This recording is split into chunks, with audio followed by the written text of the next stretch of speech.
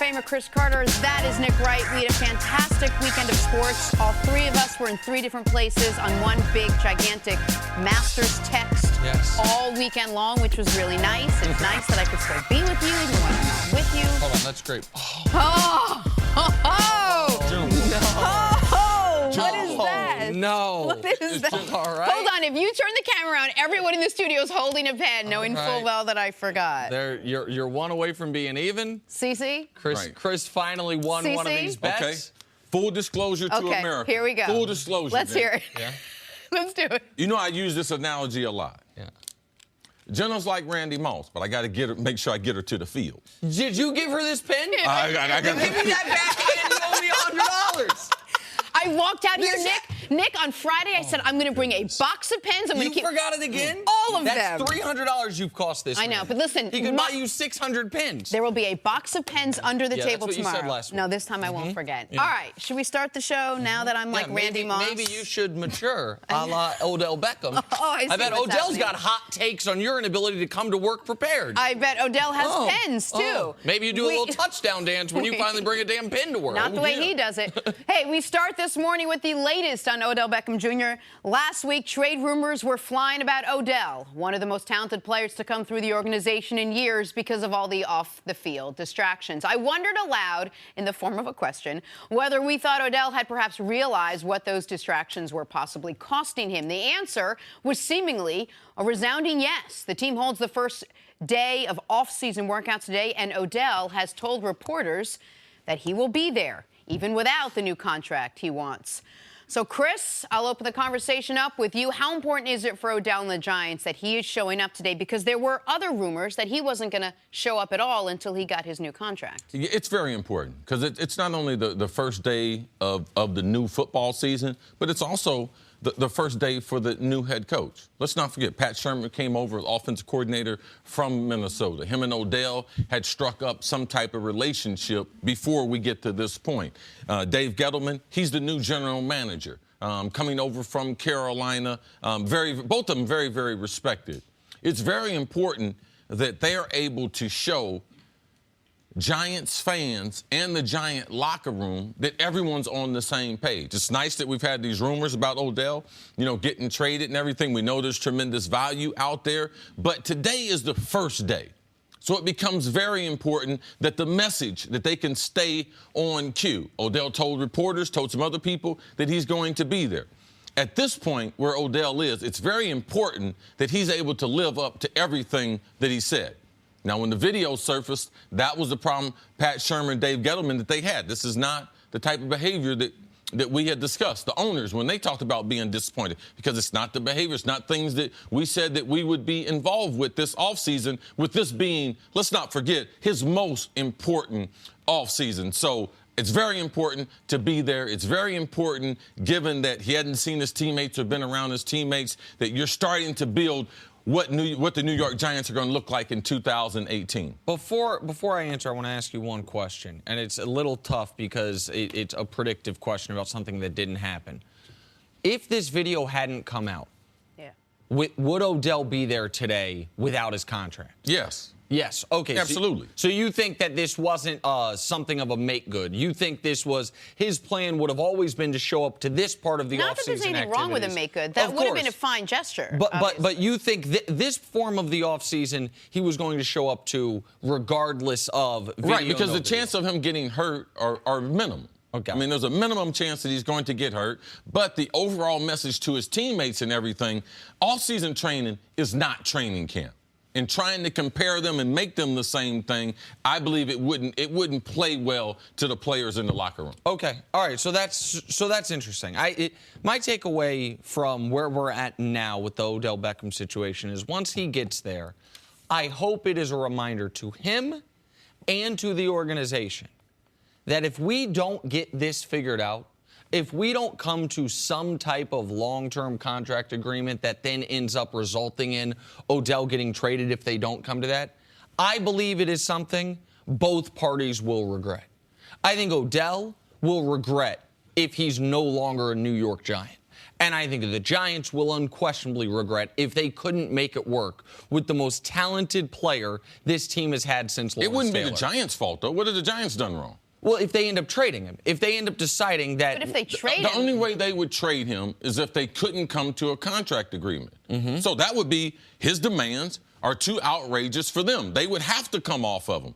So what have the Giants done? The Giants have not... There is no fault, or there shouldn't be any regret as far as the Giants are concerned. Well, I don't always, you and I tend to look at contract negotiations a little differently. I don't always look at when two parties can't come to an agreement. I have to know the details of the negotiation before I'm ready to say the player was being unreasonable. Sometimes the player's unreasonable. Sometimes the team's unreasonable. I just think the best case scenario, Jenna, for both parties is that they work out a contract and that Odell spends the bulk of, if not the entirety of his career with the Giants. And I think this is a step in that direction. If we heard today he wasn't showing up, that would be another step away from each other when these two parties should be taking steps toward each other. If he didn't show up today, the Giants are not taking a step. The Giants are at the building. They run the business. They're there. If Odell doesn't show up, that's him taking a step away from them. I agree with you on That's not them. I agree with that. Go ahead. Do either of you think that Odell has lost leverage when it comes to the negotiations now? I know we're both talking about the Giants coming and Odell coming to the table and trying to resolve something, but do you feel, I thought him showing up meant he lost a little bit of hand in this negotiation because of everything that happened, because now trade rumors were swirling, which there were never going to be trade rumors about Odell Beckham, seemingly. But do you think now he's lost a little bit of the power or the leverage he's had when it comes to now demanding what he thinks he's owed in his contract? Well, of course, with the information comes out, he can't be as demanding. How much is that? No one knows. The Giants own his rights. The Giants can also franchise him.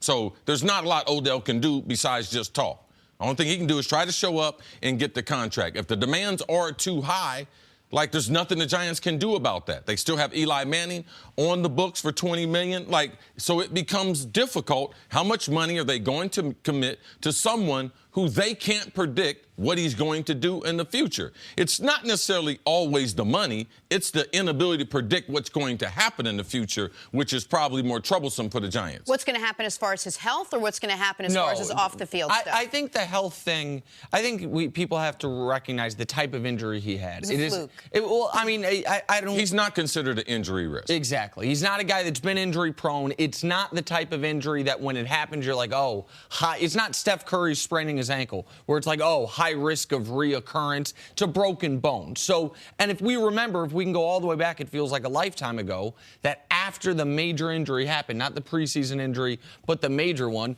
Chris talking to Odell on the phone and trying to make him feel better about the situation was like, hey, let's just go up your body and talk about how much worse it could have been. Yes. What if it was your knee? What if it was your hip?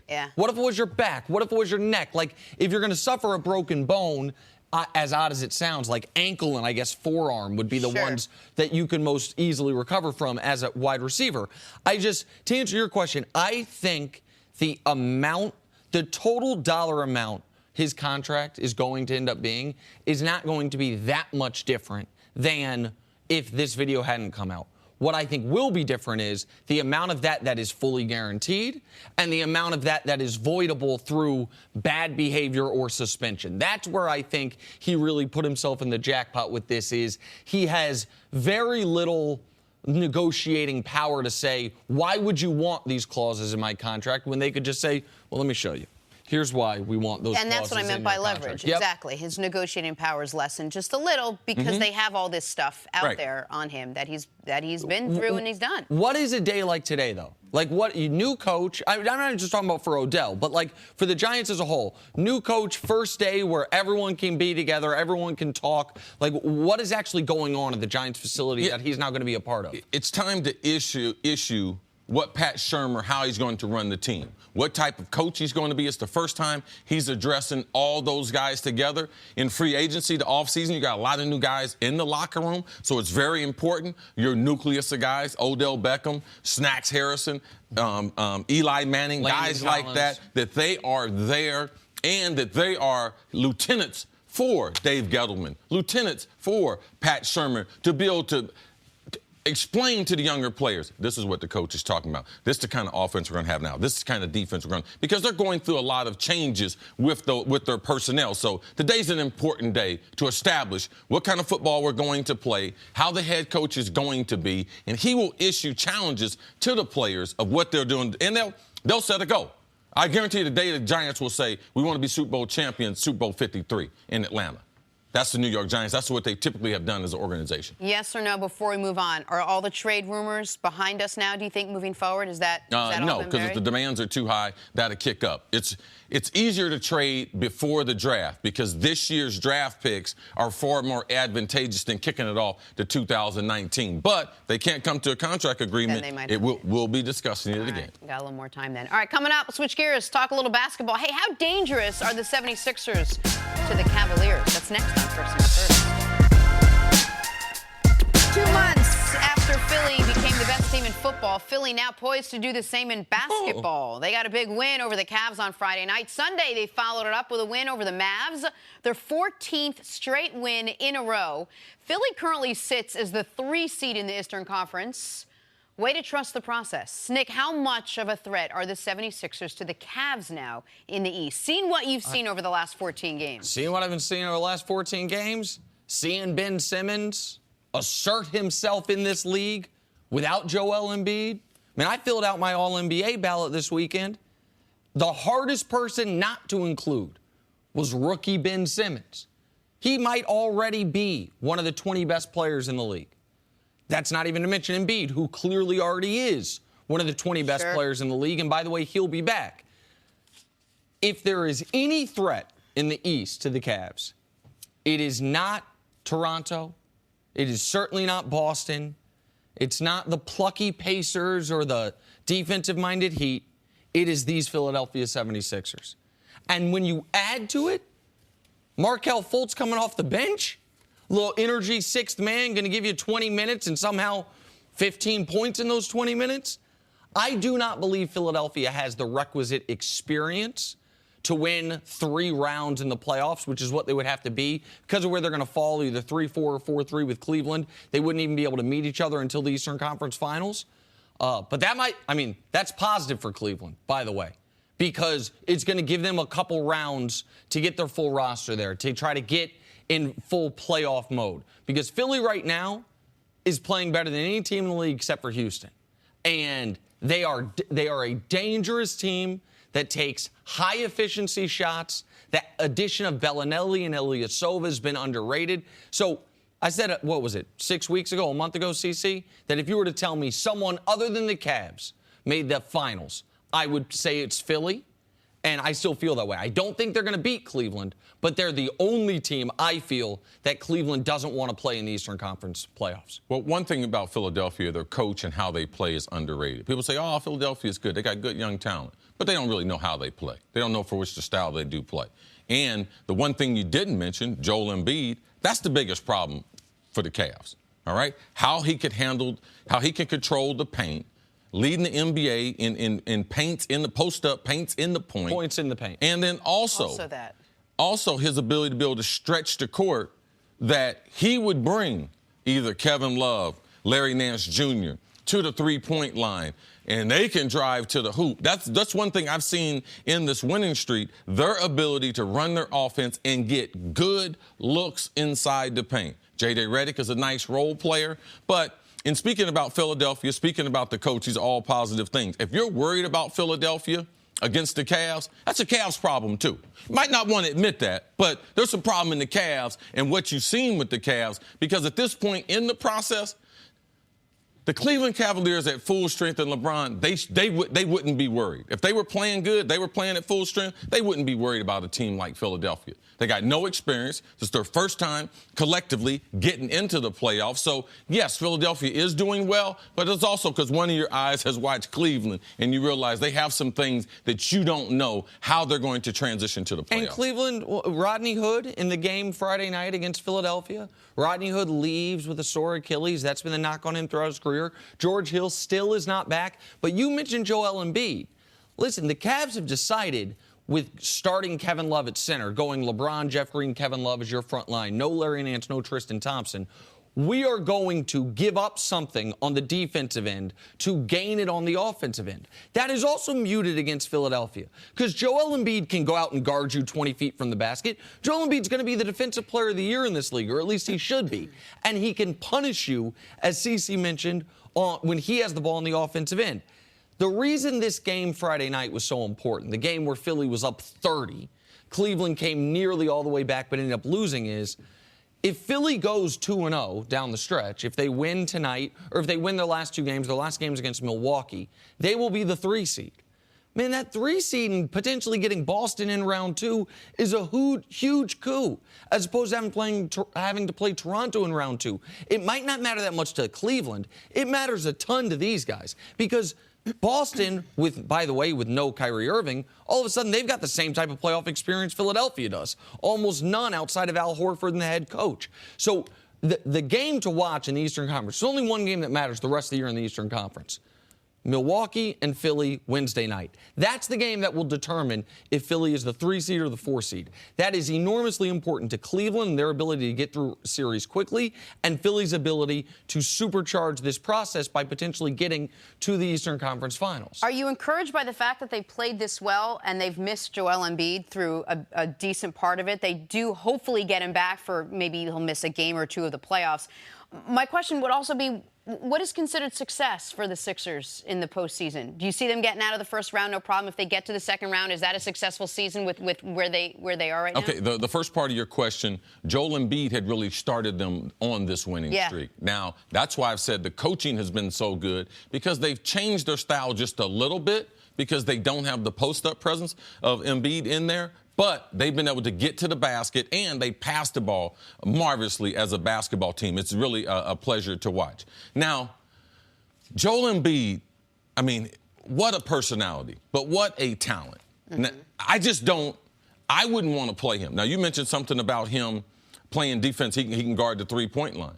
But if he's just on Kevin Love, there ain't no rim protection. So it plays into LeBron and the rest of the team getting to the hole. So I'm very interested in Philadelphia. It has shown a lot with them continuing this streak with him being out, but it's also showed the maturity and the growth of the rest of the team. And you think this has already been a successful year? Like already, 50 wins making the playoffs, already been a successful regardless year. Of what happens. Listen, if they end up losing to Milwaukee and they fall to the 4 seed, Indiana's been good this year. Like, could Indiana theoretically beat them, particularly if Embiid misses game That would be one? disappointing. It would be disappointing Yes. if they lose to Indiana in round 1 or if they lose to Miami in round 1. It's already been a successful year in my eyes. For them to consider a success, you have to at least get to round 2, I'm sure. But they should remember, OKC, the first year, Harden, Russ, and Durant. 3 MVPs made the playoffs. They lost in the first round. Now, they lost to the team that went on to win the title, Los Angeles Lakers, but they lost in the first round. But this is what they've done without Embiid. I know they had the easiest schedule in the league since Embiid went down. But the Cavs were their one tough game, and they were up 30 in the second quarter on Cleveland. That's a real thing that happened. All right, coming up, how encouraged should we be about Tiger Woods after what we saw from the Masters this weekend? That's next on First Things First. This is Nick Wright, and I wanted to tell you that this episode of the First Things First podcast is brought to you by Buffalo Wild Wings. There's a new boss in town at Buffalo Wild Wings, and he deals in bacon. It's the Bacon Boss Burger, featuring bacon 3 different ways and a blanket. I said a blanket of white cheese sauce. And he's joined by other new favorites like the smothered cheesesteak quesadilla, sweet chili shrimp, and Alaskan cod classic. All pair perfectly with a Sam 76, a fruity ale with the crisp finish of a lager. Hurry in today. Try them all before they're gone at Buffalo Wild Wings. Wings, beer, sports, available for only a limited time while supplies last. And please, of course, drink responsibly. Now, back to the show. Time with some stories Jim to start Brown, your right? morning. Best across player. Yeah, you're right. Yeah. Yesterday, Patrick Reed clinched his first career major, winning the Masters in his Nike Hot Pink. Entering Sunday, Reed held a 3-shot lead, and then yesterday he played unevenly but was able to hold on by shooting a 1 under par 71. CC, what did you make of Reed's performance yesterday? Tremendous performance. And not only him playing golf, but the pressure with the best players in the world. If you look at the leaderboard, no one was ranked higher than 27th in the world coming down the stretch. So not only did he have to play his best golf at the greatest golf tournament ever in the Masters, but he had the best players in the world chasing him who were playing at their absolute. Very impressive that he was even able to have some type of faults there at the end, but able to overcome them with the birdie machine. He had an amazing 4 days. Amazing 4 days. Couple things. One is very early in the final round when it looked like after 2 holes it could be even. Rory had played well. He had faltered on the first 2, and then he was able to withstand that, and Rory fell by the wayside. Then at the last 2 holes, when all of a sudden my guy, with the funny pants, the guy who came in second place, Ricky Fowler, pardon me. Yes, Ricky him and Jordan Fowler, Spieth made a run for it. Spieth made a run, but then when Fowler's on 18, getting ready to go in the clubhouse at 14 under, Reed's on 17 with a super long putt for birdie that looks like, man, he could bogey and we could be tied going into 18. He almost holes out that really long putt for birdie, ends up hopping over the hole. He was very, very fortunate that hit the stick and hit the hole. Oh, it would have gone far. Yes, it would have been tied up. And then to be able to par 18, I mean, it was great. The way he closed, knowing he had those putts for the Masters, was great. It was a great tournament. The Giancarlo Stanton era in the Bronx is off to a slow start. Over the weekend, he became the first player in over 100 years to go hitless with 5 strikeouts in 2 games in the same season. The first player to do anything in 100 years, kind of a big deal. Stanton is batting 167 with 20 Ks in 10 games. He's currently on pace for 324 strikeouts. CC, what do you make of Stanton's struggles? Should we be worried this early? Anytime you make the transition, even as a veteran player coming to New York, we've seen them have other big stars come, and they've also struggled. It's hard to play in New York. It's not just a myth, not just what people talk about. It's hard to play. And let alone, this has been one of the worst winters ever. And I got someone who lives with me that reminds me of that every single day. It's cold. It's too cold for baseball. All right? It's too cold at night. Like, it's too cold. He came from Miami. I believe that that's had an effect on the batting average being so low. All right, so a couple things. Another transition. National League to American League. It's another thing that he's having to deal with. Also, anyone that followed him in Miami, one of my favorite radio shows is a local Miami radio show, so I know an inordinate amount of the Marlins. Like, he would go through these streaks. He would go through these types of stretches and then catch white hot for a month or so. That's what happened last year, by the way, when he caught white hot and almost got to 60 home runs. What I will say is this. To do anything that's never been done, hadn't been done in a season in 100 years, and you've done it before we're 10% of the way through a season, that ain't great. And I know what Yankee fans are doing right now. They're like, so what's on his contract? Don't worry, Yankee fans. All that's left on his contract is 9 years, $270 million. Say that to say this. I think Stanton's going to be fine, but he has to be fine because he's got $250 million in a decade left on his deal. Bigger takeaway, you're listening to local radio stations from Miami in your spare time? Yeah, I am. I'm dedicated to my job. I got to talk to Danielle. Okay. The Eagles won their first Super Bowl, and they are now resting on their laurels. So far this season, they've added Michael Bennett, Mike Wallace, Haloti Ngata. However, according to reports, some anonymous NFL execs are not impressed with the moves. NFL execs can be so anti-moves. CC, what do you think of the Eagles' offseason so far? I really don't put too much credence in what ex-NFL anonymous guys like are saying because I'm watching Philadelphia. I know they're improved. Forget about just the moves they made. Bennett makes them better. Bringing Chris Long back makes them better. What about Carson Wentz coming back starting?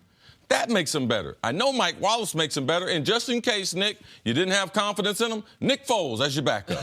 Yeah. Listen, I mean, there's what else you want from a Super Bowl champ? There's nothing to criticize with Philly. They're taking advantage of having their star quarterback on a rookie deal. Torrey Smith was fine. Mike Wallace is an upgrade. Vinny Curry was fine. Michael Bennett is an upgrade. They didn't even lose Fletcher Cox or Brandon Graham, but they still brought in Haloti Ngata. And let's not forget the collection of starters that they lost to injury that will be coming back. Jordan Hicks, their middle linebacker. Yeah. Jason Peters, their left tackle. 100%. Listen, there is one bad part of the Philly offseason, and it's the one thing this anonymous exec totally ignored. That's losing Frank Reich. But that's going to happen when you win a Super Bowl. They almost got away with it. They almost got away with not losing Frank Reich because it only happened after the Josh McDaniels situation. But all their player personnel moves, to me, have been spot on. And it's not even like like there's a lot of noise surrounding them. I don't know how you can criticize what Philly's done over the last few months. And the team that won their Super Bowl gets a franchise quarterback to start next season. I wish we had the name of the team that this executive came from so I could look at his roster right. and compare him to the Eagles roster. Yesterday, back to basketball, the Warriors beat the Suns. However, the team hasn't been playing well, the Warriors, that is. 9-7 in their last 16 with only a few future Hall of Famers in the lineup, not all 4. Also, head coach Steve Kerr criticized the team's defense and effort last week. Nick Wright, what do you make of the Warriors' performance without Steph? Man, maybe I've overstated how good this team can be, at least in short stretches, with KD, Clay, and Draymond. Like, this is, I pounded the table. I said, they got no chance of losing in the first round, even if Steph's not out there. Well, the way they've been playing, these 16 games without him, 7-9, a losing record since while he's been gone in this long stretch of time. He played one of those games briefly and got hurt again in it. Like, that's concerning for them. It doesn't seem to me to be a flip to switch type of thing. It seems to me that the team doesn't know how to play elite offensive basketball without Steph. And what they had been doing earlier in the year, CC, when Steph was out, was playing super elite defensive basketball. That's fallen by the wayside somewhat as well. They just look like a regular, pretty good basketball team the last month. That's something we haven't seen from this team in years. Right. You can't make anything without Steph being there. What other superstar could leave a team and be like, oh, they're okay? LeBron left the Cavs? No, it wouldn't happen. But every other team is not built like this one. Well, that's why it's my turn to talk, Nick, okay? Like, this team I'm not concerned about. They're also going through a little boredom. All right, been to 3 straight finals. Their opportunity broke the NBA record as far as wins in the regular season. Yeah, they can be a little lethargic, but we've seen this with other teams, and we gave them that grace period. You know something? They'll be all right when they get to the playoff. You know what? They'll be all right when Steph gets back. That's the way the team was made. The team is not meant to play without one of their 4 superstars. All right, over the weekend, the Cavs were down by 30 to the Sixers, almost mounted the comeback of all comebacks. But LeBron missed 2 free throws late. In fact, he's shooting 8 for 17 from the line in the final 10 seconds of one-possession games this season. That's the worst percentage in a season in the last 20 years. Nick, what do you make of LeBron's struggles at the line? So that stat is at least slightly skewed because a few of those were intentionally missed. But there is no doubt about this. This year, LeBron, clutch free throws, has been not only the only weakness of his offensive game so far, but one of the biggest weaknesses of any superstar's offensive game that we've seen in the league. Like, those, even if we want to get rid of the couple intentionally missed, so now it's 8 for 15 or 8 for 14, that still ain't great. That's still not what you want there. And so this year, that is a fair criticism of LeBron. Now, I reject the idea that that is some overarching theme of his career. In the last decade in the NBA, there have been 2 game 7s in the NBA Finals. Both of those game 7s ended with LeBron James hitting the game-winning free throws. Like, that, you don't get more pressure-packed than Game 7, game-on-the-line NBA Finals. LeBron James made free throws to win those games or to ice those games. So, historically, I don't think this is a problem. This year, those numbers aren't lying. Like, you saw it, and it's hard for anyone to go to the line and make 3 in a row to tie it, down 3 a second left. What, see? It's hard for who? Anyone. For an NBA player? Yeah, what do you think? It's hard for an NBA player to go to the line with 3 shots. All he's got to do is make all 3 of them to tie up the game. That's what you're saying. What I'm saying is if you're an 80% shooter, you have a 50% chance of doing that. That's what I'm saying. That's simply a fact. I mean, I didn't know that they were moving the free throw line. I didn't know they was going to move the bucket. It is a free throw. Yeah, I understand. Cece, and of all the superstars in the league, you would have confidence they were going to the line. They got fouled for a 3. There might be a reason why Philadelphia fouled him there. No. They weren't trying to foul him on a shot for 3. They were trying to foul before he took the shot. Like, at no point did they want him to shoot 3 free throws. Okay, so you're saying there's everyone in the NBA, they haven't seen this stat. So you're saying it's not in the conversation. They're up by 3. We can foul LeBron. There's a chance he could still miss one. That's not part of the overall psyche. I'm saying that no team, no matter who the guy is fouling on the shot up 3 intentionally. I don't care if it's Shaquille O'Neal trying to pull up from 3. No team would ever foul on a shot intentionally. They were arguing about it. And the NBA actually came out afterwards and said it should have been called on the ground. They were definitely trying to foul LeBron, but they were trying to foul him so he had 2 free throws. This is the thing, Jenna. This won't go away. Because if you're ever going to continue the conversation, is he the greatest ever? This right here is going to be one of the glaring holes. His finals record and his free throw shooting, he will never be able to approach Michael Jordan. So then it becomes very, very hard, like, what's your argument? Because especially free throw shooting late, it is critical. And you wouldn't expect someone of his ability to struggle at the free throw line. Tell me why you struggle at the free. I mean, is it mental? It has to be mental because it's a shot that you can practice for 24 hours a day. It's always going to be the same shot. How does LeBron let one mental thing seep into his game? Okay, hold on a second. Hold on. The guy is not a great free throw shooter at any point in the game, right? He's around league average. That is the biggest. If we're talking about picking apart the game, which we're going to do if we're calling somebody the greatest ever or one of the greatest ever, it's a fair thing to pick apart. He's around a 75% free throw shooter for his career.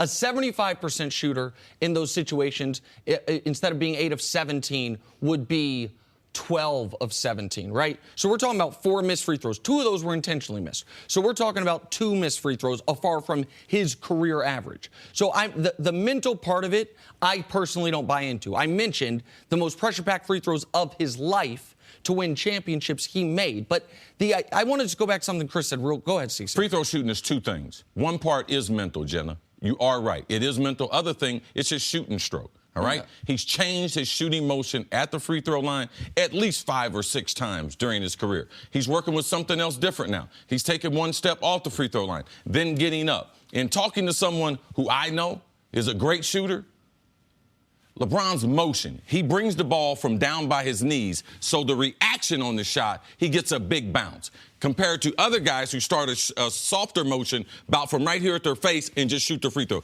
LeBron brings the ball down by his knees and brings the ball up. He believes, because I discussed it with him last week, he believes that's his problem. So, yes, it is mental, because when you are shooting from the three-point line and you can shoot the array of shots that LeBron can shoot, contested, one balance, bank shots, shooting with his left hand, it becomes mental, but it's also the fundamental thing of his stroke at the free throw line. He does not, this is something he has not conquered. He shot thousands of free throws, but this part he has not been able to overcome. I agree. Yeah. I agree with that entirely. The point that I was making is it would be more concerning if LeBron were a 90% free throw shooter and then had these late game struggles. Sure. It's been a fair knock on him. But it's a greater sample size. The 90% would cancel out the clutch because you would like, man, over the course of his career, he's 90%. Yeah. Like, it would be more glaring if a guy who's a great free throw shooter, if this were Steph, it's more glaring. Like a guy that's a mediocre free throw shooter, which is what he is, struggling this season late in games is not that shocking. It's not an excuse. I said it's the biggest indictment on I'm just going to tell you, there was nothing about Michael Jordan's game that was mediocre. There's no point in his game, anything, passing, there's nothing you could say that was about his game that was mediocre. All right, I'm willing to take on any type of... Well, his three-point shooting. You don't want to have the debate right now, but his three-point shooting was mediocre. Like, we don't have to go into MJ LeBron debate, but don't say that and then, like, the three-point shooting was mediocre. No problem. Speaking of athletes who may or may not have let the mental game seep into their game on a large stage, here's what the Masters looked like in my house this weekend. Every time any player teed off, my 3-year-old said, "Did Tiger win?" Every single time, because that wasn't annoying or anything. Tiger did not, in fact, win. He didn't come close, but he did finish the last day at 3 under par, and he finished the tournament. First time he's done that in a major in 3 years, and he'll be ranked in the top 100. So he finished tied for 32nd, was never really in contention after the first day. More from Tiger Woods now after his final round. It's been a couple of years. I've just been coming here just to eat. And to now be able to play this golf course and to be able to tee it up and play in the Masters, this is, one of the greatest walks in all of golf. And I had missed it for the last couple of years. I hadn't been able to play in it. So to now go out there and compete in this tournament and to, face the challenges out there, I missed it. I really did. I miss playing out here. I miss competing against these guys. It's such a great event and the best run event in all of our sport. I want to take a little time off, get back in the gym, start working on my body again, get it in good shape, and get back at it again. Obviously, I love that in his time off, he's going to go back to the gym. I think I stopped listening after that. What was your takeaway, CC, from Tiger at Augusta this weekend? It was a monumental week for Tiger. And Tiger talked about, even when he was helping out with the President's Cup 7 months ago, they didn't know he ever played golf again. I mean, competitively. Like, would he be on the PGA Tour? He didn't know that. So to see him make the cut at the Masters, play 4 rounds, not re-injure himself, not have any type of setback. And then also the relationship. Tiger's a different person. He's a totally different human being. He's far more approachable. He's far more into where he is right now in his surroundings. Typically, you would not see Tiger Woods and Phil Mickelson together. They played a great practice round on Tuesday. You could even see him on the course yesterday. I've walked so many rounds with Tiger Woods. Tiger Woods does not talk to his competition. Even if it's someone like Mark O'Mara, he's very seldom even talking to him, and that was one of his best friends on the tour. So seeing him chat it up with Rafa yesterday, that's something he wouldn't do. So where Tiger has come from to be able to get into the Masters and be able to finish tied for 32nd, it's tremendous. From a golf standpoint, didn't hit his irons well, didn't putt well for 4 days. His last day, he's got his driver where he can hit it straight. That becomes very, very important. Next major is the U.S. Open, where the driver is probably the most important club in the bag besides the putter. So monumental return to the PGA Tour this last month, because it's not just this weekend. It's all the other tournaments he's played leading up to this. Tell me if you agree with this. What was most surprising to me about the 4 days in totality, not just Sunday, was the iron play. Like, he had been so sharp at the Valspar and then the Arnold Palmer. The only criticism of his game at those 2 tournaments, the fair criticism, was his driving accuracy. He was spraying it everywhere. To see the irons desert him to a degree over those 4 days. And then Sunday, he said it, and I totally agreed with him. Like, Sunday, he drove it as well as we've seen him drive it in years. Like, is that fair to say? Like, since he was Player of the Year in 2013, like, he drove it perfectly, nearly perfectly on Sunday. And what was shocking about Sunday is, I mean, he had a 3-putt inside of 6 feet. He had a couple other easy birdie putts missed. He said after the round, I shot a 69, and that was the worst score I could have had. Like, it seemed like he could have easily shot a 66 on Sunday. Now, that wouldn't have got him in contention. But, like, is that what you saw? That's what I saw. That was the iron play is what surprised me more than anything. Yeah, he drove it off on Sunday. He drove it off number 1, hit it in there about 4 feet, and then lipped the putt in and out. So he was going to try to have a monster round. The first one, he lips in and out. His driving was to perfection yesterday. And being able to do all these things under the gun is what will carry over for Tiger going forward, because he hadn't played in the major, which you had mentioned, in those years. And to be in the weekend, around the spectators, around the other golfers, I believe this is where you want to see Tiger Woods. You can see from the enthusiasm, people watching the tournament, golf is totally different when he's involved. Tiger shoots 73, 75, 72, and 69. So it was a good way for him to finish. And now, like you said, he'll take a little time off, figure out what happens next. Coming up, can the Thunder make any noise in the playoffs? It's next on First Things First. Odell showed up to their off-season workouts yesterday. Odell's quarterback, Eli Manning, says he wasn't that surprised, because it's his job and he's getting paid, and that's sort of how a job works. Manning went on to add, quote, I look forward to playing with him this year and for years to come.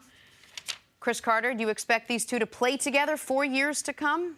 Yes, I'm one of the few people that thought when the Giants said they wanted Eli as their quarterback that they were being truthful.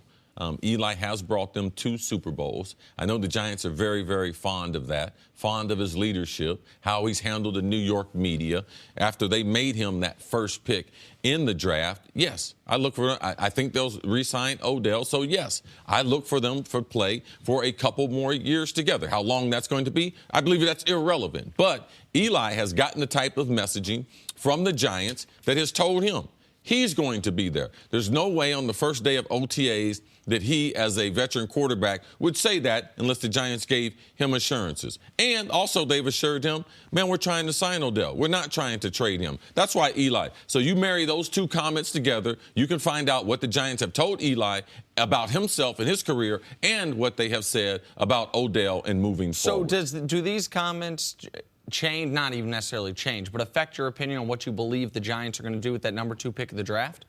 No, they don't have anything to do with each other. Well, when you say Eli wouldn't say this if he's not confident he's going to be there long term. He wouldn't say these things. Like that's why I'm asking. I just want to understand. Well, no, they still might draft a quarterback. Got it. Okay, so that's what I was. So when you say you're talking about the long term really being, as you mentioned, you didn't care about the length of it this year. I mean, Eli's 37. Right. What's long term for 37? 2 years? 2 years is probably a long term, and that's the point. And that's 2 years is a long time. Even if the quarterback was hot, if the guy was like Tom Brady. At 37, Nick, we had him. Hey, man, it's time to look for a replacement. Drew Brees. Because of the way he played last year, we'd be saying the same thing about him.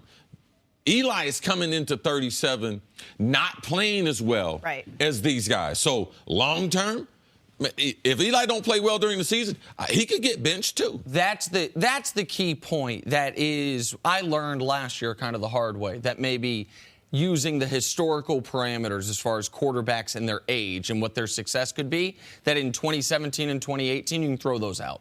Like we've seen in the last 3 seasons, the best quarterback rating ever for a guy 38 years old or older, set 4 different times in the last 3 seasons. 3 times by Tom Brady, once by Drew Brees. It'll probably be broken again by both of them this year. So for players that are still playing at a super high level, the age doesn't seem that relevant. But the age does seem relevant for Eli because his quarterback trajectory has at least followed more of what you would consider a conventional or predictable, normal. Yes. Whereas, okay, so his best time was his early 30s. He had a bit of a resurgence a couple years ago with Odell. And then last year and really the year before, like you saw it tracking downwards. Now, I don't think he'll be as bad this year as he was last year because the Giants won't be as injured. They'll be better at the offensive line. Odell will be there for more than a couple of games. But, of course, like, there is no real long term for Eli Manning when you're 37 years old and you're coming off a season where your passer rating wasn't in the top 20 in the NFL. Like, the long term for Eli is this season and maybe the next season. Realistically, you pair these two together. What can they do based on what you saw last year? How big of a turnaround pairing these two could you see for the Giants? They have to do some things offensively. They have to give Eli the protection that he needs. They have to have some type of running game. Nate Solder is coming over from New England as the left tackle. That should help him in pass protecting. But the Giants' inability to be physical from a running standpoint, that hurts the passing game.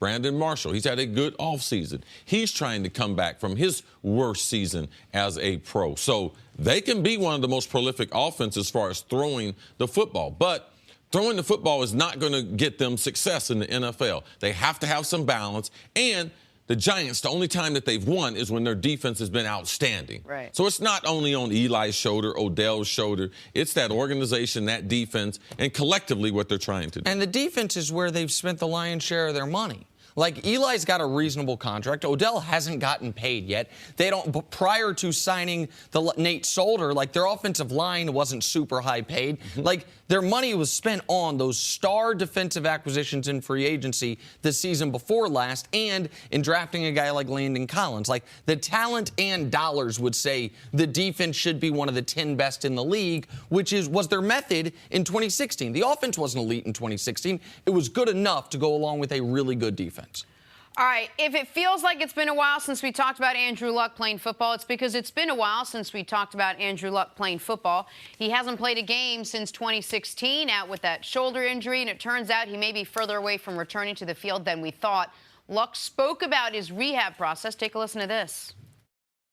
I'm not a perfect feeling athlete right now, by any means. So there's still a focus on me to make sure that I can feel really, really good and then be unbreakable. I don't want to put myself in a situation where this happens again and I have to go through the same thing again and again. No, I've not picked up the Duke and started throwing it yet, and I don't want to skip steps.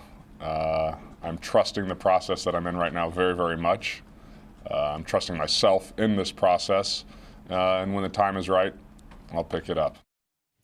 So, CeCe, Andrew Luck had said earlier that in prior rehab stints, he has skipped a couple steps. He was anxious to get back on the field. He wants to play. Obviously, he wants to play. This time, he's very set in his ways that he is going to make every effort to really go step by step to make this process work for him. How big of a deal is it, though, that he hasn't even picked up an official NFL football yet? It's not a big deal. I mean, he tore his labrum, and this is an injury that goes back to not him missing the season last year, not him getting injured in 2016. This is the injury from 2015.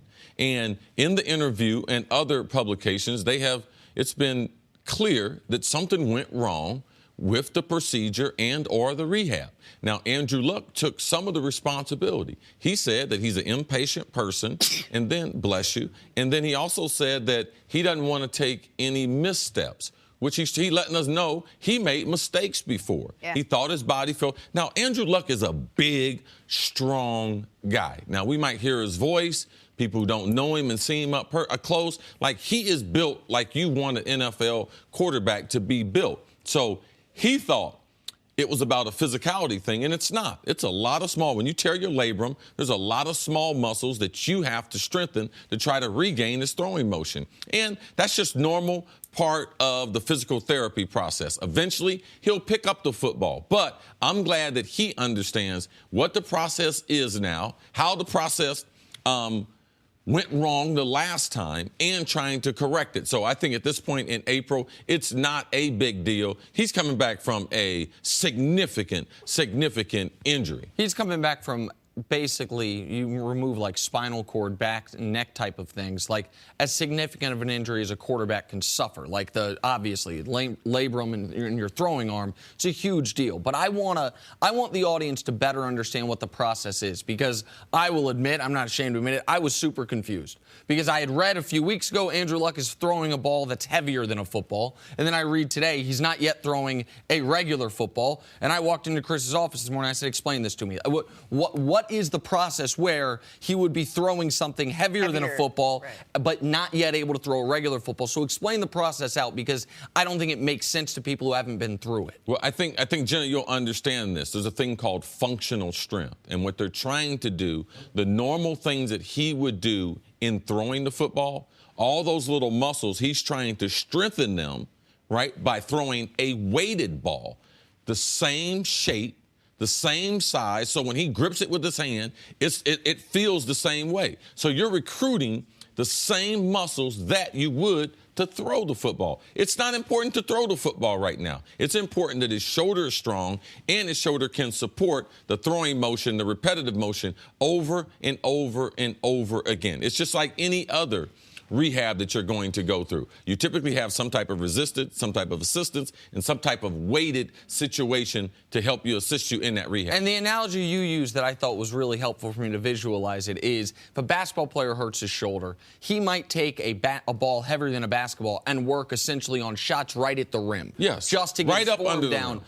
And you might be able to do that with a heavier ball well before they would have you work on your three-pointers. Yes. So when you're saying he's throwing the weighted ball, he's really throwing it, but just very short. Not for velocity, just to make sure he's got the movement. Right. Yes. The movement and the motion. Right.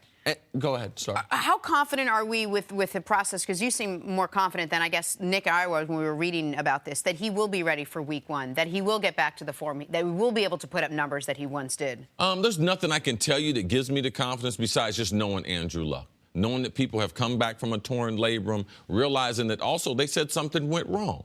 So obviously there's something went wrong. There's something that could have been corrected. So it's just more of a belief that I have in Andrew Luck, and I believe that his destiny ends up with him being one of the greatest quarterbacks ever compared to him being one of the biggest disappointments that we've seen ever. And I want to, just as a football fan, man, I hope he gets back to health, because he was unfairly maligned by dopes such as myself for 2 years, who didn't know how significant this injury was, who I held his draft projection against him, saying, this guy was supposed to be the best quarterback prospect in 30 years. He's had one really good season, and that's it. Like, he's not the guy we were told he was going to be. He was playing through a significant injury. I didn't know it at the time. I wasn't the only one, but I will own that. Like, I would like to see what a fully healthy Andrew Luck, as a veteran in this league, hopefully with a legitimate supporting cast, can actually look like. Because the guys who study guys coming out of college say he was going to be one of the great players in this league. Yeah, let's not forget his first 3 years, they won 11 games.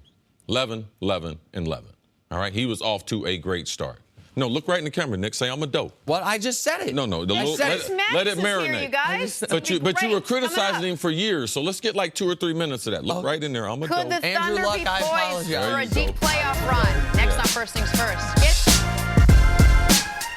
Welcome back to First Things First. Chris Mannix is with us. Chris, this morning, What up, man? Nick comes into the morning meeting, and there's always one thing he likes to brag about, if it was a workout or a big meal or something. And this morning, it was you. He got to be on your podcast yesterday. Yes. It was the highlight of his day. He beamed from ear to ear talking about it. We just can't spend enough time together. Is that what it It's is? one of those things. It was a ton of fun. It'll post right after the show. Yes. People should Good. check it out. Excellent. It may have already posted, but I'm telling people it posts after the show. Check Just after. to make sure we get the 1:30 business. Yeah, there you go. All right, Chris, you know, when the Oklahoma City Thunder team was first put together this offseason, expectations were high. How could they not win with Russ and PG3 and Melo? And then came a long, head-scratching season of moderate disappointment. And then last night, they clinched a playoff spot with a win over the Heat. In fact, a win on Wednesday, and they clinched a top 6 seed in the West. So which Thunder team is heading to the playoffs? No one really knows.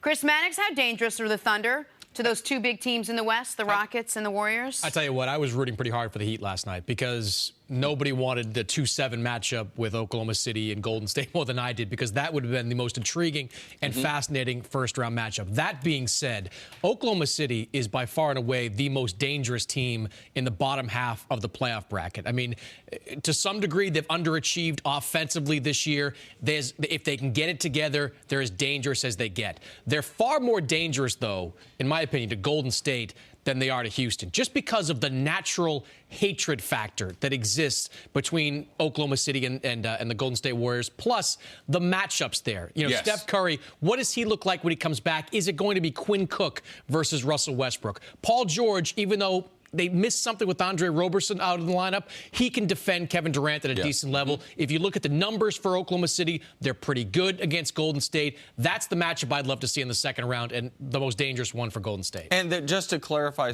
in case people don't understand why Mannix was rooting for Miami last night, if Miami had beaten Oklahoma City last night, then we would be in line for that 2-7 matchup. Now, the only way we get OKC Golden State in the first round is if OKC loses to a terrible Memphis we're just assuming team that the Grizzlies and some other help. So that's why that game was relevant to you. Yeah, one thing we have to be careful about, we know about OKC, but the difference between 3 and 8 in the Western Conference is 2 games. So you talk about, man, the 4 to 5, with these matchups, the second round. Yes, we would have loved to see OKC in that 7 spot, because what it brings to the playoffs. The reason why we think this year for Golden State was going to be their toughest year, or toughest run to a championship, was because how in the 3 previous ones, they blew through the playoffs. Nick, it's well documented what their playoff record was, but if you could match them up with someone with the hatred, just the personal vendetta, KD, Russ, OKC,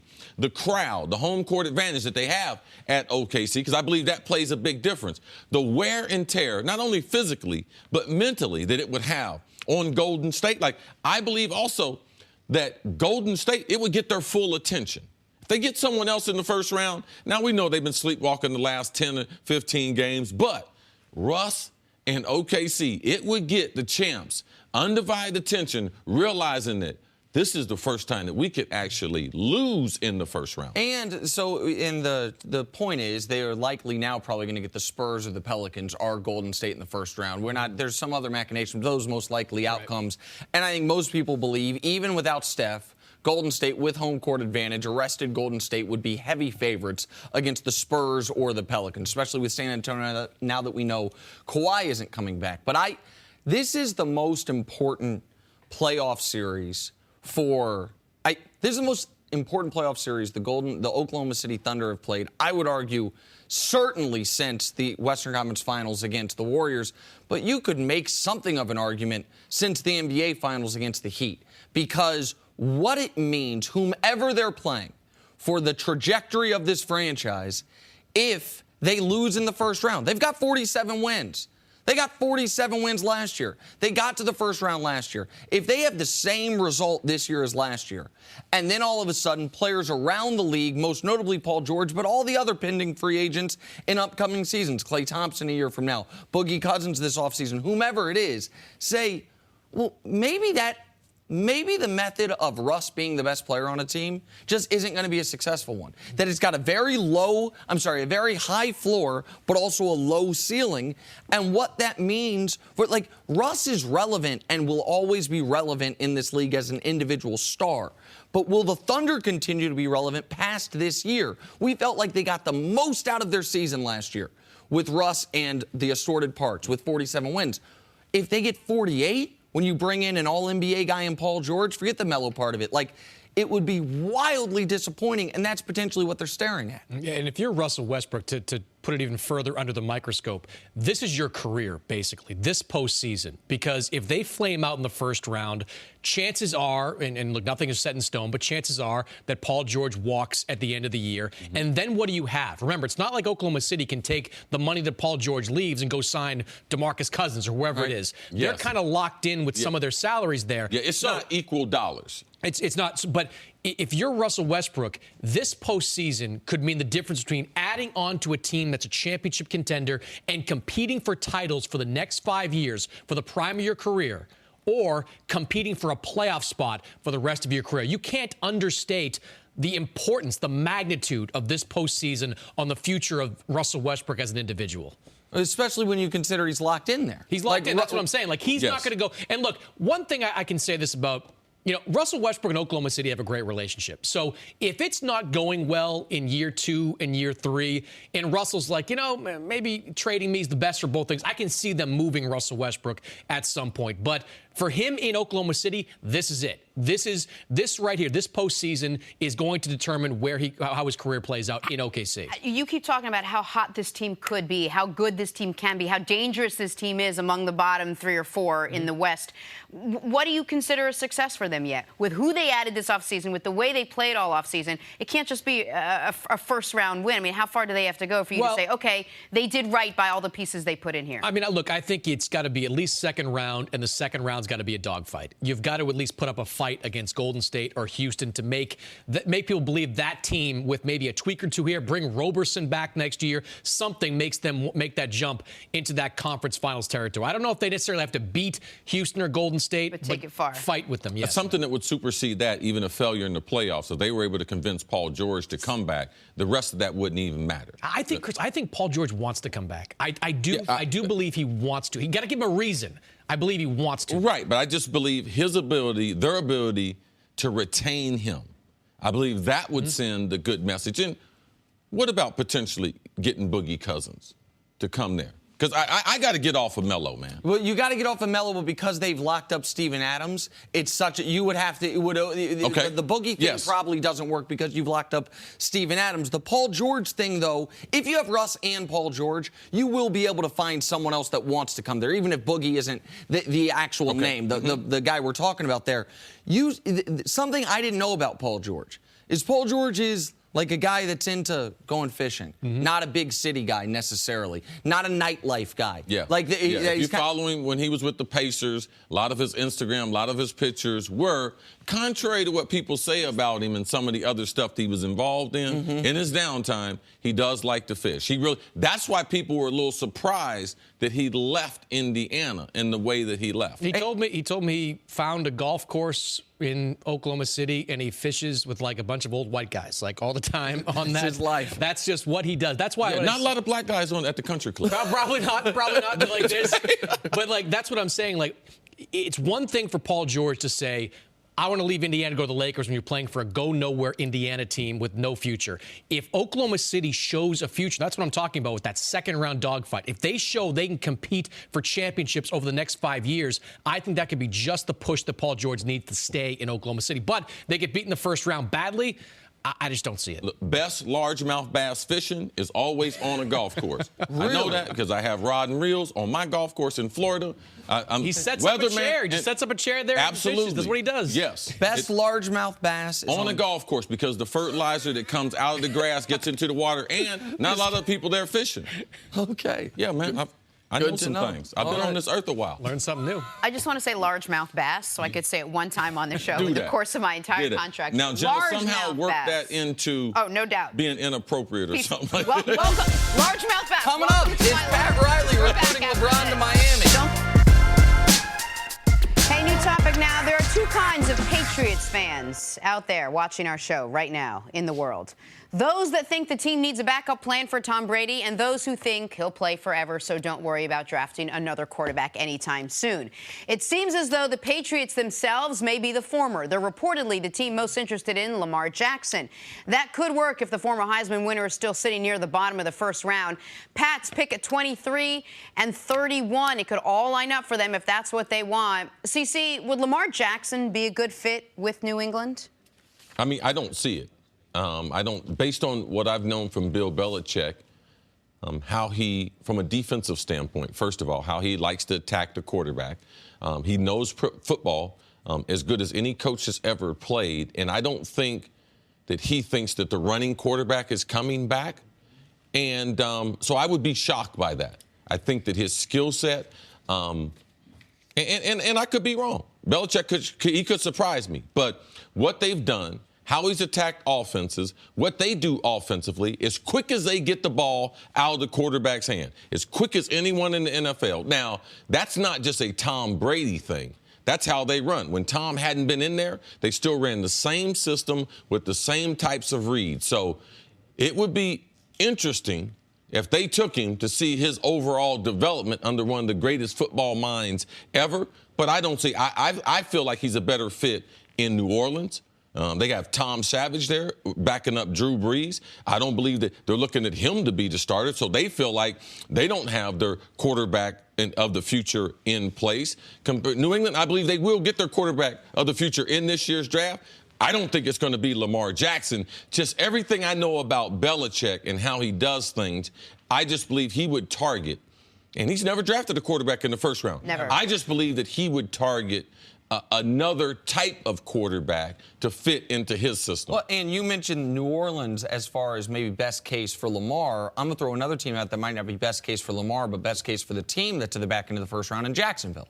A Jacksonville team that listen, they're in bed with Blake Bortles, but they don't necessarily want to be there. Like it's a relationship out of convenience, if nothing else. And so there are other places that I think make more sense. Right. The one problem with Jacksonville, when you have someone who has not established himself as far as a top 16 quarterback, you put immediate pressure if you draft a first-rounder like Lamar Jackson. And also, you put in a lot of doubt in Blake Bortles' head because you could also platoon those quarterbacks. Right. Blake Bortles doesn't want to do that. You know, you could have Lamar Jackson run first or second down, do some wildcat stuff. So, and for a team that right now thinks they're on the precipice, using a pick on a player. They think they're as good as New England. Oh, they think they're as good as Pittsburgh. That's a fair point. That's probably maybe the Jacksonville thing makes more sense if they weren't quite as good as they were last year. If they weren't, and if they didn't have, if they were more in the developmental stage compared to right now. Right. We think we can go make the Super Bowl. It's a great point. So here's the thing with New England and Lamar Jackson. I am one of the knocks on Lamar Jackson has been people don't think he's that bright. I don't know Lamar. I have no reason to say that's true. But what I think sometimes happens is people confuse eloquence and intelligence. I can tell you just there is that. There is that. Where if someone doesn't have great diction, or if someone doesn't speak the King's English, as Chris would put it, you think their mind isn't that sharp. Lamar certainly is not the most eloquent of the quarterbacks, right? I don't know that means he's not the most intelligent of the quarterbacks. Why am I bringing that up here? Because it seems like so much of New England's offense is about communication, checking at the line of scrimmage, so many things that if you are not the most eloquent of players, even if your mind can process all of it, I think that is a bigger bridge to a bigger gulf than for most players. Nick, I'll give you an example. Randy Moss. And I'm going to tell you, as a football player and knowing X and O's, he is a football savant. He grew up in West Virginia. I grew up in Ohio. I have a little twang, a little on my diction. I've been fortunate that I've been able to get a lot of help, so it's not as pronounced. But growing up in different parts of the country, you can develop how you speak, and it could hinder your ability to be able to communicate. So Randy Moss, to me, is one of the best examples. Like, I didn't know Randy. I saw all the interviews of Randy, and then when I got with him, I was like, my goodness. I mean, he was a sponge for football, and the things that he knew, like, I would call him like a football genius. People, when I first said that, they were like, wow, I question it. That's why I knew he was going to be a great fit in New England, because I knew how much he knew compared to how much he could communicate. Right. So when you say then now, I mean, he's going on. Right. To clean all that up. Yes. I don't even know if clean up's the right word, but Right. to get work. He's done a lot of work on it. Right. And so Randy's a guy that I think if people just heard him talk coming out of Marshall, they'd think unfairly that he wasn't that bright. When in reality, he had an accent, he didn't have the greatest maybe grammatical rules, but his football mind was there. So I wonder if some of that's happening to Lamar, where people assume he's not bright, when in reality, it's just he doesn't speak the way, a lot of us many people were taught to speak, or many people grew up speaking. Go ahead. There's a reason this report came out. What is it, do you think the Patriots see in Lamar that knowing the way he plays and his style and what he can and cannot do, that would actually help the Patriots if he's not going to step up right away and be Brady's back? First of all, when we're getting ready for the draft, there's a lot of reports, there's a lot of people saying things. There's also a lot of smoke that people will throw out not because their interest, because someone else. New England might be throwing this out there because they're drafting at the 23rd spot. Yeah. The Saints are at 27. So sometimes it's about positioning. I don't believe that they're as interested. This draft process and what people say, a lot of time it's just throwing people off course. New England, they're not a team. If they were interested in him, we wouldn't know it. You wouldn't know about it. No. What about one other thing? I remember Coach Mangini, and by the way, Lamar was a better college quarterback than Brad Smith, and Lamar, I think, is going to be a successful pro quarterback. But Jenna brought this up in the morning meeting, that Coach Mangini talked about when he called Brad Smith and said, we're drafting you with the Jets. Right. We're going to give you every opportunity to work at quarterback, but we're going to use you in other ways. Do you think that is at all a possibility with the New England thing? Like, hey, we're going to groom you as a quarterback as well, but we're going to try to get you on the field in other circumstances. Bill Belichick can do whatever he wants with my talent, all right? Like, he knows what's best, and he knows what's best way to introduce me to the NFL. And he feels like I need to play something else until Tom Brady, because you have to realize what's behind that. Like, you're going to take over for the New England Patriots. Like, he's making a commitment to you. He can do whatever he wants with my talent. I would trust him. A whole bunch of other people, I wouldn't trust them. But I would trust Bill Belichick that he would do what was best for him. Then there's the irony that yesterday we spent the whole show saying the knock on Josh Rosen was that he might be too smart. Hey, you got a Goldilocks zone of intelligence. The knock on Lamar Jackson that he might not be smart enough. These are all rumors. They're all swirling maybe we around. need to be careful with the reports that we report on. Coming up, have we seen the last of Des Bryant in a Cowboys uniform? The answer next on First Things First. Last night, Dwayne Wade and the Heat closed out their regular season against the Raptors. Doesn't feel like it, but this is D-Wade's 15th year in the league. Here's what he had to say post-game about that accomplishment. When's the last time somebody drank champagne out of a flute in this locker room? It's a long time ago. You guys never, when you did drink champagne in here, I don't remember glasses. Yeah, it was. No, so me and UD celebrated our 15th year together. I mean, this was just me and UD. This is the vets celebrating the end of regular season of our 15th year. It really means something. Every time you complete a season, especially as you get up there. So we in the back, both of us a little tipsy. We really drank a lot. Anytime you can drink with your shirt off is an interesting way to drink. Well, that's one way to look at it. Udonis Haslem, by the way, this guy is an unbelievable story. Like, D. Wade playing for 15 years makes sense. The guy's top 5 pick, star at Marquette, future Hall of Famer. UD being a Heat lifer and doing what he's done. Yeah, Miami native, played high school basketball under Frank Martin, now the South Carolina head coach. This guy has just been a hard work all-star forever. And for him to still be on an NBA roster along with D-Wade is so great. Yeah, it's a tremendous credit to the Mickey Erickson, the great owner of the Miami Heat. He believes in having the players for a lifetime.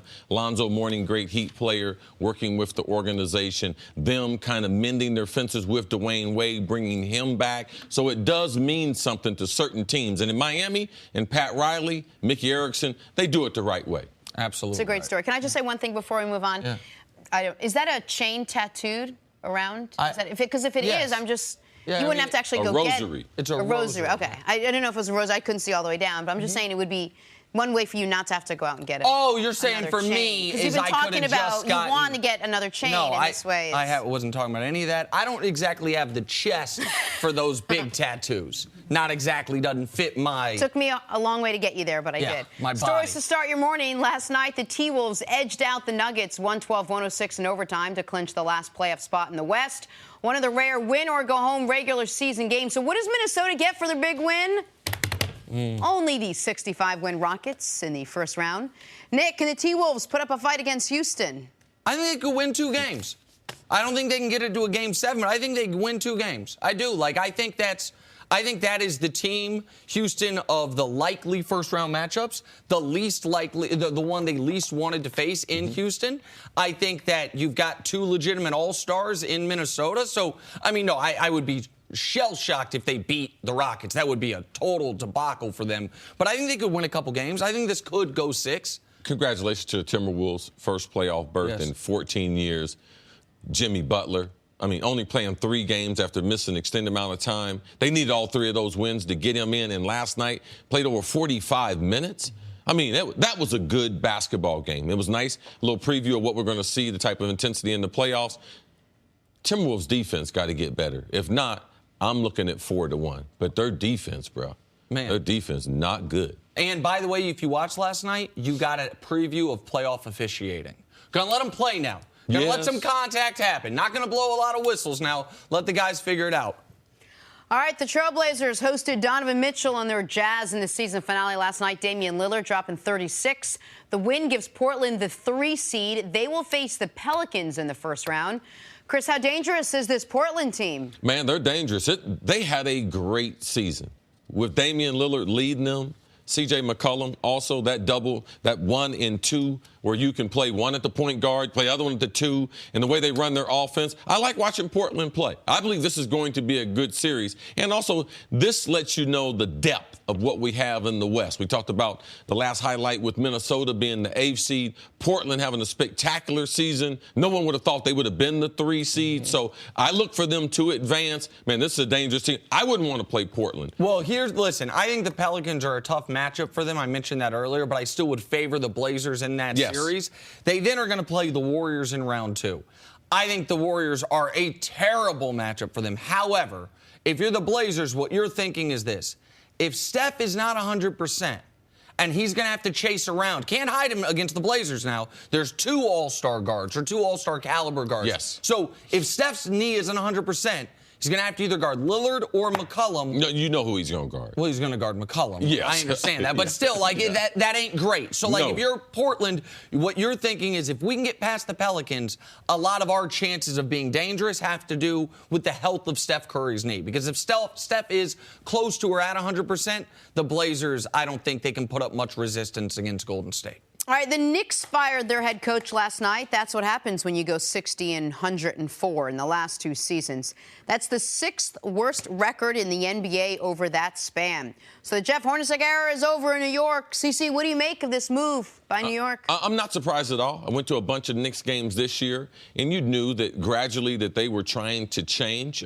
They have to make some changes with Porzingis. What is he going to do? Are they going to be able to keep him here? Coming off of a knee injury, they love him, want to build a team around him. Scott Perry, the new general manager, he comes over. He's got to be able to make a move. That's not his coach. He should have the right to go out and be able to get his coach. I like the fact that they did it immediately. So now if there's someone out there that they like, they can immediately get on top of it. I need the Knicks to be good. I'm here in New York. That's the team I go to watch all the time. Listen, the name people are going to talk about is Fizdale. He's on the market as a possible fit in New York. I'm going to throw a name out there that's not on the market, a guy who might have run his course in Los Angeles. What about Doc Rivers? If Doc Rivers, who didn't want to do a rebuild in Boston, left there to go to L.A. Now, L.A. is in a rebuild. Boston, obviously, back near the top of the league. If he is okay with dealing with this version of the Knicks, building around Kristaps, that's a name I would just keep that in mind. He had some of his power stripped away this offseason. See what Los Angeles and Steve Ballmer wants to do. If not that, I think David Fizdale is the most likely option to be the next head coach of the New York Knicks. I think I'm going to call my source. I think I might be able to get some intel on this. I would imagine so. He's not up yet. On to one of the feel-good stories of the night. Markelle Fultz, the #1 pick of the 2017 draft, Remember, he missed 68 games with that shoulder injury. Well, last night, he became the youngest player in NBA history at 19 years old, 317 days, to record a triple-double. Good for him. Sixers will face the Heat in the first round. Nick, with a healthy Fultz and Embiid, how far can this Sixers team go in the playoffs? Man, they can be in the Final Four now. They can be in the Eastern Conference Finals. And they can, by the way, put a scare into Cleveland. I would argue Cleveland is looking at Philly with more trepidation, more concern than they have any Eastern Conference team since LeBron got back there. I know the Hawks won 60 games. The first year LeBron was back, they swept them. I know the Raptors have thought they were close. The Raptors one time took them to 6 games. That series was really never that close. Cleveland was clearly never worried about Boston last year. They said, Boston, take the 1 seed. Go ahead. We'll steal it back in game 1 of the series. Philly's dangerous. And if we're talking about Philly and Cleveland, the one other thing that Philly, if that matchup happens, that plays in their favor, CC, is by the time the Eastern Conference Finals come around, Philly's no longer a team without playoff experience. They'd be a team with a bunch of guys with 2 rounds of playoff experience. Like, if you make the playoffs 1 year and get bounced in the first round, the next year we say, oh, you've got playoff experience because you played 5 games. If Philly gets to the Eastern Conference Finals, they will have played 10, 11, 12 playoff games. I still think Cleveland is the drastic favorite in the East. But as I've been saying for the better part of a month, if you tell me Cleveland doesn't make the finals, who does? My answer is the Philadelphia 76ers. How far can they go?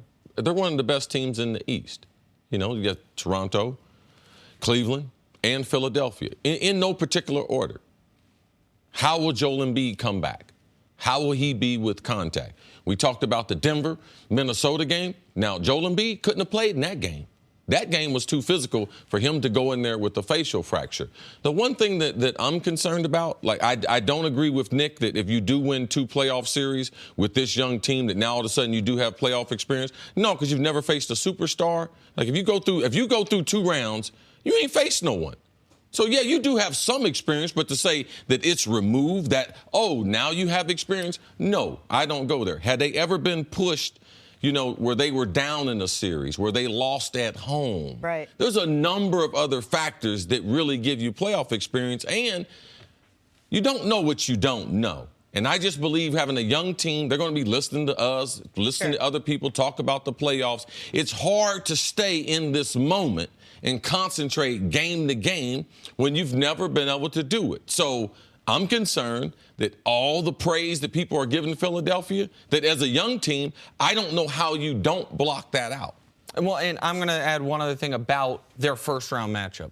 I got a text from an NBA guy that I have a ton of respect for in the middle of the night, basically once these matchups came out, and it said, I got Miami over Philly in the first round. And I thought about that. And here's the thing. We know Embiid's not playing game 1.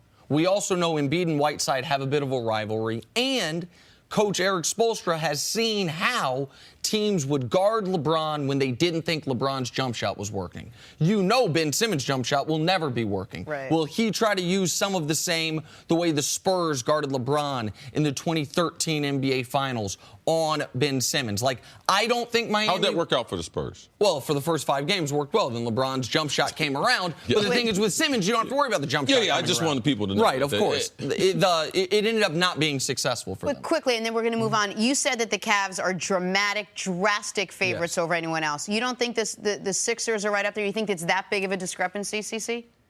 I just believe it's a play on words. I don't have a word that they're all bunched up. He doesn't think they're drastic favorites, to answer your question. Like, you don't think, you think Toronto... I just much rather not say that because the teams are very, very close, and we've never seen Philly in the playoffs. So... Who knows? What do we know? Let's move on to football. You remember that long-awaited meeting between Jerry Jones and Des Bryant? You know, the one that was supposed to happen about 300 times already? You know, the one where Des is most likely going to be asked to take a pay cut, but he's already said he doesn't want a pay cut, so it's probably going to be awkward. That one? Well, it's reportedly happening Friday. Bryant is due $12.5 million with a $16.5 million cap hit in 2018. Cece, how badly do the Cowboys need to make it work with Dez, given what the rest of the wide receiver pool looks like in the league right now and what's available to them in the draft? Well, it's in their best interest. It's always in your best interest to continue to cultivate and develop the talent that you have made an investment, not only in draft pick, not only in resources, in time. It will be in their best interest now. They have a lot of faith in the new wide receiver coach that they have, that he can add something to Dez's game, because they don't have a number one receiver. Like, you can't have Super Bowl aspirations, have the way the team is built, and not have a guy that you can go to, a guy you're expecting to get 1,200 yards, a guy you're expecting to get 7 to 10 touchdowns, and you're not going to have that on Dallas's roster if you cut Dez. Dallas, they should have been talked to Dez. It shouldn't have gotten to April. It shouldn't be to this point. They should have talked to Dez before free agency opened up. Now, the reason why they could only be a limited participant in free agency, that's because of their salary cap and their salary cap restrictions. But they should have been talked to Dez. This is not a conversation I would be wanting to have with an owner. You know, where people have talked about it in the media. Oh, he needs to take a pay reduction, and it's going back and forth, back and forth. Typically, these meetings don't go well for the player. I want to ask you a hypothetical question, so please indulge me on this, because I want to know what you think would happen in this scenario. Jerry meets with Dez and Dez's agent. They talk about that pay cut. They talk about what you've talked about. Hey, you can get the money back with incentives. Like, here's what we're going to do. Because Dez is a $16.5 million cap figure this year. $12.5 million in salary, a $16.5 million cap figure. And if Dez and his agent flatly say, no, not a dollar less, I am playing only under this contract, your only other option is to cut me. That is it. If they will not give an inch, what would you do if you were the Dallas Cowboys? Start packing his stuff. You would? Yep. Start packing his stuff. So you would? You'd be willing to cut Dez? Okay. That's what I'm asking. You'd be willing. Why am I having a conversation? Like, you can't put a gun to a guy's head unless you're willing to do something with it. Yes. Like, why are we having the conversation? I haven't seen the owner. Jerry Jones. If Jerry Jones decides he's going to have a conversation with you about money, Jerry Jones is going to win that conversation. He's going to win that. And you talk about what leverage does Dallas have. What leverage does Dez have? Dez is worth more in Dallas. Dez's brand is worth more in Dallas. All Dez knows is Dallas. Agreed, which is why I think the logical solution for both sides is to do the type of contract you've talked about. Reduction in pay, but you can get it back if you hit these thresholds. But I've learned too much over the years covering pro sports that we can't just say, oh, both parties are going to act logically. Both parties are going to say, we're going to do what is logically the right thing here. And I don't think it's out of the realm of possibility that Dez and his representation would say, no, we'll call your bluff and see if it's a bluff. Now, you're saying it's not a bluff. Okay, look at the salary cap. Look where you can go to get $12 to $15 million. Where else can Dez go? Almost nowhere. Correct. Oh, okay. Almost nowhere, and certainly nowhere with the branding of Dallas, and certainly nowhere with the championship aspirations of Dallas. Teams that have that type of cap space, I mean, San Francisco might, the Jets definitely do, Cleveland definitely does, not places. Wow. Right. No. That's warm and fuzzy. But the flip side to that question is, and if I were Dez's agent, what I would be saying is, okay, you're right. Where can he go get that money? You look at the free agent wide receiver market. Where can you get even this lower level production? Where are the 900-yard receivers, 7 touchdown receivers, which what Dez has been? Sometimes you get caught up in that, and sometimes you lose your job, all right? You try to overplay your hand, all right? Jerry Jones has all the cards. To trying to think that Dez has some type of leverage after, not a 1,000-yard season this year. Not a 1,000-yard season 2 years. Not 1,000 yards in 3 years? Like, come on, man, let's get real. Let's get real. You're not worth $16 million. Let's come to an understanding. I love the Cowboys. Dez is better off served in Dallas. I believe he can get back to 1,000 yards in Dallas. It was hard enough for Dez to get comfortable in Dallas. I just don't know how quick he can get comfortable somewhere else. And there's not that type of money out there. Is there something to read into and why this has been such a delayed meeting? We've been talking about this for months, about this conversation. Why have we waited so long? If we know Jerry Jones and the Cowboys want him to take a pay cut, and we know Dez Bryant doesn't want to take a pay cut, we all know everything. Why are they waiting so long? I don't know if that's part of the play. Well, a couple of things have happened. Dallas went through the rest of their roster. They made some adjustments in contracts so that they could get under the salary cap, get more salary cap dollars. And they participated with Allen Hurns in free agency. They signed a couple other players. Their biggest question hadn't been about Dez. It's been about DeMarcus Lawrence, the defensive end, franchising him. So it's just a business NFL timing thing. And if the Cowboys are run well from a front office perspective, and they have been the last few years, what I think also probably happened was they do their own prognostications about what free agency is going to look like, what guys are going to sign for. And I would imagine one of the reasons they wanted to wait, because you would think waiting hurts the Cowboys, because of the point I'm making. Unless their analysis showed, well, what's going to happen is you're going to see receivers who have been far better than Dez sign contracts for far less than what we're paying Dez, and that helps our argument more. Sure. Like, that helps. And those spaces get taken. So there's less. Those dollars get used. So you have less spots that you can land. Right. All right, let's take a break. Let's go back to the NBA playoffs. How much harder is the Cavs' road to the finals now that they're the 4 seed? Next on First Things First. Back here on First Things First, we welcome in the czar, former NBA head coach Mike Fratello. Coach, thanks for being with us. Coach. Morning, gang. Now the fun begins. Yeah. Right? The You've had next 82 season. games of semi-fun, and now we have the next season to talk about. Nick's excited. CC's excited. Headline, the Cavs made the playoffs. Smaller headline, smaller font, of course, as the 4 seed. Cavs lost to the Knicks last night. LeBron played just 11 minutes, but still enough to notch 10 points and still enough to say he's played all 82 games this year. So they play the Pacers in the first round and then likely match up with the top-seeded Toronto Raptors in the second. All right, Coach, let's take a step back and break it down. How much does it matter that the Cavs are in that 4 seed? Well, what matters is, and going back to what you just mentioned last night, if they kept looking up at the scoreboard, they saw that Philly jumped out to that 30, 35-point lead right away in the first quarter. They were not leaving any doubt that they wanted that third spot. Cleveland looks at it. They figure Philly's not losing this one. Interesting, I was following it, and once he got to 11 minutes and the 10th point went up, it was like, sayonara, he's gone. What it means to him now is that, one, they open up with a team who has beaten them 3 out of 4 times this season in Miami. In Indiana, Pacers, excuse me. yeah. And they just seem to have the Cavs number. They just played well each time they played him. They made shots. Oladipo was tough for them to defend. But earlier in the year, everybody was tough for Cleveland to defend. Now, whether they can get the defense back together, that remains to be seen. Past that, and we all know that LeBron has never lost in the first round of the playoffs. I think it's 12-0 in first-round games.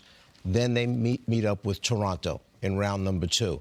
And Toronto having the best record in the Eastern Conference, the problem there is Cleveland has knocked them out the last 2 years. So Toronto's carrying the chip on their shoulder of, we can't beat these guys to move on to the finals. So we'll see. And Cleveland's beat them in really emotionally devastating fashion. If you remember, it was against Toronto in Game 1 of the series that Cleveland was throwing alley-oops off the backboard. First quarter, Game 1. There was no concern. They've never had concern with Toronto. When the one year that Toronto won a couple games, when they didn't get swept 2 years ago, LeBron was asked after Game 4, going into Game 5, how much adversity is this? 2-2 to make it to the NBA Finals. And LeBron said, one of the more low-key, arrogant things he's ever said, I've faced a lot of adversity in my career. This ain't it. Like, they've never shown any type of concern towards Toronto. Indiana, though, is interesting because where have the Cavs been terrible from Game 1 to Game 82? Backcourt production. Where's Indiana at its best? Victor Oladipo, the most improved player in the league this year, a fringe all-NBA guy. Additionally, we know the Cavs have said they are going to go with a LeBron, Kevin Love, Jeff Green front line. Man, people are going to get to know Miles Turner in these NBA playoffs. Miles Turner's a good player, and he's a legitimate low-post threat, even if that's not how they run their offense. If you've got Jeff Green on him, they will all of a sudden say, you know what, we can take advantage of that matchup. I don't think Cleveland will have a ton of trouble with Indiana, but I don't think it's the best matchup for them. And you mentioned it. They did beat them 3 out of 4 times. I think it's a great matchup for Cleveland from this standpoint. When will they get their lineup back together? Like, they still have not played a game with all the players with all the trades and everything, one game. Coach, I know you would like this, traveling from Cleveland to Indianapolis. Like, teams not going to get travel. If they can make short work of them, then they can get some rest before they would face Toronto. Now, I would love to face Toronto in the second round. I would love to be able to knock them out. Like, if I have that type of confidence, no need to wait for the finals. I'd be getting ready for Philadelphia. So I think there are some benefits with them being the number 4 seed. But, Nick, you're a historian. LeBron hadn't done anything from less than 1 or 2 seed. So that's something to watch. There's a reason why Cleveland is the number 4 seed, and that's because they were inconsistent and they played a lot of bad basketball and some bad defense. So does that defense creep into the postseason? Cleveland had seasons within the big season this year. The beginning of the season, after the trade took place, then they still are waiting for their main piece, which was Isaiah Thomas, which never appeared for 37 games.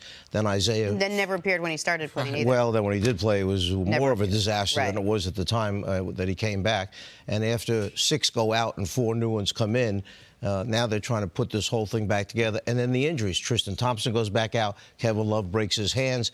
George Hill sprains his ankle. One after another kept dropping. LeBron James is looking around. He's the one guy that just remained consistent throughout the whole thing. He was a triple-double every night and carried this team really to the 4th position with home court. They very easily could have slid back to 5, 6, or 7 as they were playing at that time. Given everything you just said and the way you spelled out the entire season, is it possible that even without a starting roster, a final roster that you're going to see in the playoffs, they may be playing their best basketball right now heading into the postseason? I don't know if Tyronn Lue knows who his rotation is going to be as of today. This first round could be their practices because the guys that have been out, he's been starting different lineups the last 5 or 6 games of the regular season. So now, who do I come in with first off the bench? He made the commitment of Kevin Love at the 5 spot rather than Thompson or Larry Nance. Is one of those 2 guys out of the rotation now? Listen, this is something, and you and I was talking about this, saw this up close and personal, game 81. Since they've made the front line be LeBron, Green, Love, in the couple games since then, Ty Lue has done something that is baffling to me, which is played Nance and Thompson simultaneously.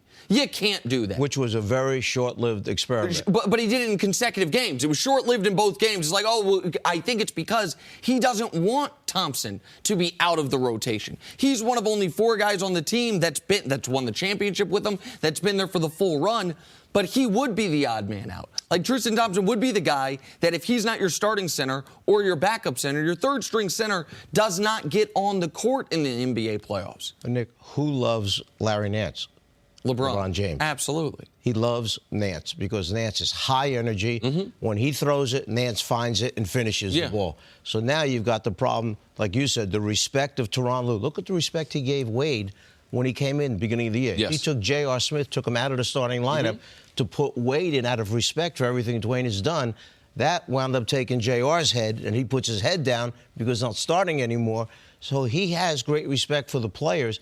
Thompson's part of the 3 times to the finals. How do you work it in? Yeah, well, Larry Nance Jr. is Tristan Thompson from 3 seasons ago. With a better offensive game. Yeah, and LeBron can see that. Like, they're a better team with Nance playing a role coming off the bench. Jen, I will add this, because you're right, and CeCe made the point, and it's amazing. 82 games of the regular season, 0 games with the full complement of players they're going to have for the playoffs. There's not been a single game that was played where the roster, as it is now, was fully healthy. The first game, they hope, will be game 1 of the playoffs.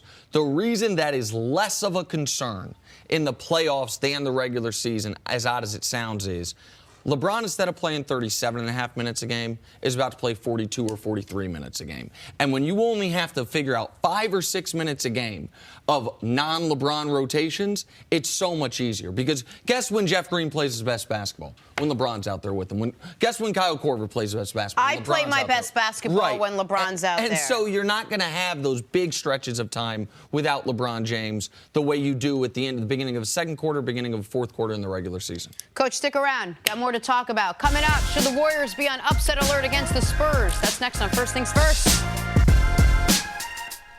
Back here, first things first with Mike Fratello. The NBA regular season is over and the playoff picture is set. No surprise in the West, as the Rockets are the 1 seed and the reigning champs. The Warriors are the 2. Golden State just limped into the playoffs, going 7-10 down the stretch, missing their leader in Steph Curry. Their matchup in the first round, the 7 seed Spurs, missing their leader, Kawhi Leonard, who's played just 9 games this season. Coach, can the Spurs challenge the Warriors in the first round? I wish I had a special announcement right now that Kawhi will be back. Wouldn't that be great to announce? Certainly would. I think San Antonio would really appreciate that. Pop would be like, there you go. But having dropped 3 out of the 4 games this season to Golden State, Pop has been obsessed the last few years of finding ways to beat Golden State. And let's go back to game 1 of the playoffs a year ago when, what were they up 20, 18 points against Golden State, and Kawhi goes down. And Kawhi goes down, and that was the end of it. Yep. And they were, by the way, that was midway near the tail end, or midway through the 3rd quarter. So I say that to say this. They couldn't hold. It'd be one thing if, they had this big lead, Kawhi gets hurt, they then lose the series. They lost that game. Once Kawhi went down, they couldn't even hold a near 20-point second-half lead, which I think goes to your point. But go ahead. Yeah, no, this is just how important that piece was. And this team has waited the entire season. And look, you guys might know what's going on behind the scenes, but this is very strange. Whatever has gone on, whatever the division is between Kawhi's camp and the Spurs organization, very unlike the San Antonio organization to have something like this happen.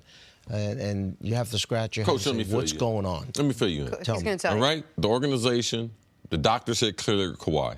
Kawhi went back out there. He felt discomfort when he was playing. He's like, I'm not 100%. I can't play. They kept telling him that you are 100%. He decided, said, no, I'm not. And I'm going to go get a second opinion. So in doing that and trying to get comfortable, he could never get where he thought he could play 100%.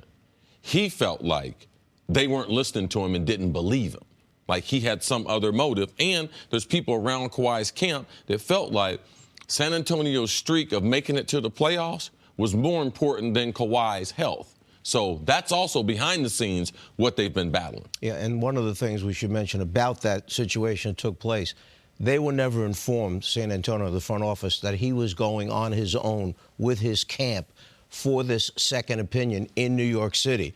So all of a sudden, word gets back, and somebody goes up to the head coach and says, I saw Kawhi. Oh, really? Where? In New York City at the clinic. Yeah. And I was like, City MD. Oh, okay. Like, wouldn't you tell the team that's paying you X number of dollars and wanting to give you X number more when your contract right, because you could still accomplish that. Just you could still get the second opinion. I'd like to get a second. You're entitled to. The disconnect between Kawhi and the Spurs will be the biggest storyline this offseason that isn't where LeBron James is going to go play basketball. It will be the clear-cut second biggest story of the offseason. But there was a lot of speculation. Will Kawhi come back? Is he coming back? He ain't coming back. So the Spurs are going to be playing Golden State. What's up, Steve? I told you he wasn't coming back. Okay, a while ago you did. That is correct. We were the Spurs seemed to think he might be coming back on a certain date. I remember a Thursday a few weeks ago. October something. Remember that? We all waited. But it never came.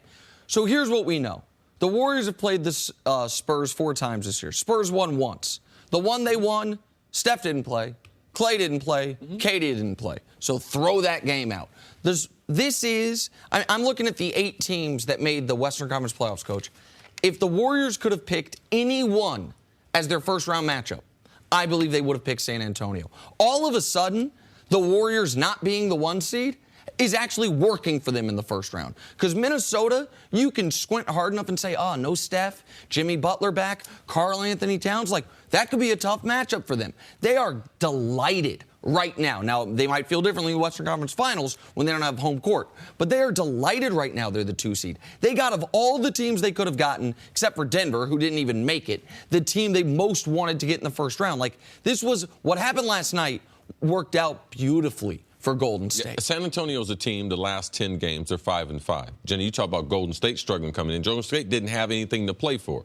They had no need to strive to close it out really strong. They were 4-6 in their last game. So I don't look for this to be a tough matchup. You mentioned Popovich. One of the things right now that he would love to do would be able to solve the puzzle of the Golden State and what they do with their offense. He never thought that he'd be solving that equation without Kawhi Leonard. So without that two-way player, the best two-way player in the world, like, they don't have a chance in this series. I think San Antonio knows it. They have in boxing a puncher's chance, and that's because they have pop. All right? And that's the only reason. I don't know how much Pau Gasol has left in him right now to be productive at this level in the playoffs. But if you think back when they put this puzzle together in San Antonio, Cousins, DeMarcus Cousins, Anthony Davis, it was LaMarcus Aldridge and Pau Gasol. Could you play big, two big guys, and be successful? And I think that's how they looked at it initially when they put it together. And then they saw that Pau maybe couldn't do it every night at the same level he had done it. So Pau was asked to go to the bench and come off the bench. But for them to beat Golden State, they have to make every shot. Danny Green has to make shots, okay? Patty Mills has to make shots. Bertans, if he comes to the game, has to make shots. And then Tony Parker has to give him minutes. All those guys have to play at the top of their game. But as you mentioned, for Golden State, they get to rest the guy that is the key to their success, and that's Curry. Right. He can take a little bit longer to come back now because of the matchup. Go ahead, Jenna. I was going to say, nobody more disappointed that Kawhi Leonard's not playing than Pop, because this would have been the one opportunity you have to really have an advantage here. Well, and keep in mind, Golden State and the Spurs never played each other this whole run. This was a Spurs era in the West that laid way to the Golden State era in the West. Golden State took that from them without ever beating them in a series. Because the first 2 years in the playoffs, they didn't play the San Antonio Spurs. The Spurs got knocked out by the Clippers, got knocked out by Oklahoma City. So Golden State never had to take the Spurs off the corner. Last year in the Western Conference Finals, we thought, we're going to get to see it. The team that went to back-to-back finals 2 years prior and 3 years prior against the team that had gone to back-to-back finals the last years in Golden State. And we thought we were going to get an epic series. Then Kawhi gets hurt. And even though it's a different injury, everything's been different since then. Multiple injuries since then, and now we're not going to get to see it. Theoretically, as long as Kawhi's a Spur, this could be Kawhi's last season as a Spur without ever getting to see the Warriors and the Spurs at full strength go up against each other. Quickly, before we move on, is this the series you're most looking forward to seeing in the West? Is there another one you have your eye on? Well, I'll tell you what, I think an upset could happen very easy is that New Orleans-Portland series. New Orleans they're a tough out right now. Yes. Alvin Gentry's done a tremendous job. Rondo, job. he's a championship guy. Okay? Yes. He's been there. He understands. He has really asserted himself and trying to be a leader for this team. And Anthony Davis is playing out of his head. The series that, besides that upset one, Oklahoma City and Utah, that could be something else. That's a coin flip to me. Yeah, it really is. A lot of fun to look forward to there. Coach, thanks for hanging out with us today. Good to see you, Appreciate Coach. the Thank insight. Hey, coming up, why is Russell Westbrook getting criticized after averaging a triple-double again? That's next on First Things First. Hey, Nick, how long has the NBA been around? 72 years? That is correct. Fair to say it's hard to become the first to do something in a sport that's been around that many years? That'd be fair. Fair to say that if you did, it would be a big deal? Absolutely. Then explain this to me. How is it that Russ Westbrook, becoming just the second player ever to average a triple-double for a season last season, and then last night, after another incredible season, becoming the first player in the history of the NBA to do it twice, hasn't been a bigger story? Maybe because some say he's been padding stats. Here's Russ addressing the haters before last night's game. A lot of people make jokes about, whatever, stat padding or going to get rebounds. If people could get 20 rebounds every night, they would. If people could get 15 rebounds, they would. The people that's talking or saying whatever they need to say, they should try and do it and see how hard it is. Since everybody's so, everybody wants to be talking, and I'm tired of hearing the same old rebound this, stealing rebound, all this shit. I take pride in what I do. Come out and playing, and I get the ball faster than somebody else get to it. That's just what it is. If you don't want it, I'm gonna get it. Simple as that. Okay, well, at least he's not upset about it. So Tell him, Russ. Good. That's good. Nick, stat padding aside, how impressive is this? Back-to-back triple doubles. Listen. Last night was an odd game. Last night, Russ was not playing his typical game. Last night, they were playing the Grizzlies. He was out there to make sure he got the 16 rebounds he needed. But that's fine. They still won the game. Is it different than LeBron being out there making sure he got his 10 points in 10 minutes? It's not. You know what? That That is a great and fair point. LeBron played last night for one reason, to make sure he played in all 82 games, and once he was going to play in all 82 Double games, digits. I ain't breaking this streak because we're resting now. Yeah. So make sure he gets 10 points. It's a great comparison. What has happened with Russ and the triple-doubles in my eyes is this. Last year, Russ averaging a triple-double because it was so new and because we thought for a long time it would never be done again. The reason people know Oscar Robertson's name more than they know Elgin Baylor's name, it's not because Oscar was a wildly better player than Elgin. It's because Oscar has something that was attached to him. Oh, the only guy to ever average a triple-double. And we thought maybe the only guy that ever would average a triple-double. So last year, Russ doing it, in my eyes, was probably actually slightly overrated. It won him the MVP when I think he should have come in third in the MVP. And this year now, the backlash to the backlash has been, this year, him doing it again has been underrated. It was something, Chris, you and I were on the phone 2 weeks ago, and the Thunder game was on, but I didn't have the sound on. And I said to you, I was like, Russ needs like 46 rebounds to average a triple-double. And you said, you're like, they just mentioned that on the broadcast. Like, no one's been talking about it. Like, it's flown under the radar this year as opposed to last year when it was clearly like a goal of his. And now people are acting like, oh, yeah, anyone could do it if they went after, if they stat padded. Man, anyone could not do this. You don't think LeBron would have liked to average a triple-double one year? He hasn't been able to. Like, no one has been able to. A lot of guys would have liked to. So I understand Russ's pushback on this idea that it's a fraudulent accomplishment. Well, there's a lot of ignorance in covering sports. And Russ is right. If you could get 15 rebounds in the NBA game, you wouldn't be sitting on TV talking about basketball. Someone would have you employed. You would be gainfully playing in an NBA jersey. And if there was an NBA player, you mentioned it, LeBron. The reason why LeBron don't average no triple-double, because he can't. Russ is the only guy in league history that has been able to do it. I mean, Oscar Robertson was a special basketball player. Not only did he have the ability to be able to score at 6'6", 6'7", his ability to be able to dribble the ball. He wasn't a once-every-decade type player. He was the only player in NBA history that we had seen like that. And then Russ comes along. And then now people talk about, well, it's easy to do. No, it's not.